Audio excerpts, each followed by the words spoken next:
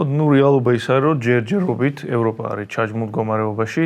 იმის მიუხედავად, რომ პოტენციალი და რესურსი ჯამში აქვთ, მაგრამ ის წესდებას, რომელიც ითვალისწინებს, რომ +5% უნდა დახარჯოს ქვეყანამ ნატოს წესდებაში არის ეგ.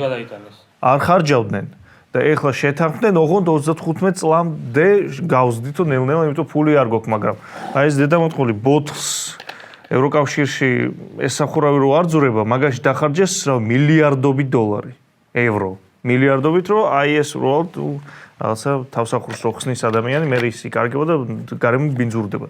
ამ დროს ხო ისე პოლონეთის ის ჩვენ რო გვიყვარს ის კაცი, სახელგვარი არ მახსოვს სამწუხაროდ, ის ამბობდა, რომ ხო აი ამ რაღაც ნზრევით რო არის სანამ არის დაკავებული ევროკავშირი, აქეთ ჩინეთია, რომელსაც ფეხებზე კიდე გარემო და ყველაფერი და ზრდის თავის პოტენციალს, როგორც ეკონომიკურს, ასევე სამხედროს, აქეთ არის რუსეთი, რომელიც ანალოგიურს აკეთებს და აქეთ ვარ ჩვენ, რომელიც რაღაცა ვითომ რაღაცა ზემოდან გვაქვს შუშის კოლბა და ხო აქ პეპლები დაფრინავენ, სულ ის რაღაცა ცისარტყელებია და სუფთა ჰაერი და ეკოლოგია. ხო და ეგ ამბავი ევროპა უნდა გამოფხიზდეს რაღაცნაირად.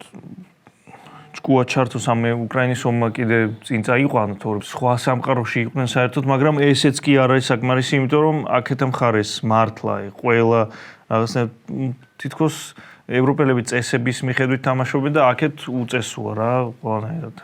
ბრძოლა ჩინეთი აიღე, გინ რუსეთი აიღე. ხო და ეგრე იჩნდება უბრალოდ იდიოტი.